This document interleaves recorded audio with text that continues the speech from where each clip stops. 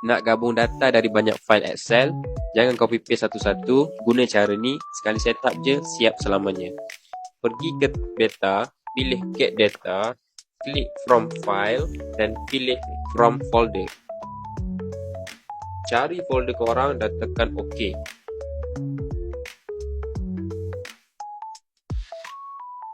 Dia akan tunjuk senarai file dalam folder tu. Okay, dekat button bawah ni, pilih Combine and Transform Data.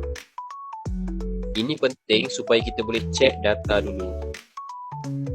Okay, kotak ni akan tanya sheet mana yang kita nak gabung. Klik pada nama sheet yang kita nak gabung tu sampai nampak preview data dekat tepi. Lepas tu baru tekan OK. Sekarang Power Query Editor akan buka. Check dulu data korang, pastikan semua kolom OK. Tengok, Excel automatic gabung semua file dalam folder tadi tu jadi satu list yang panjang.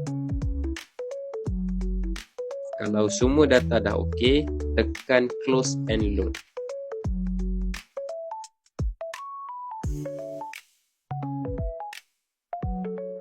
Siap, data 1 dan 2 dah masuk.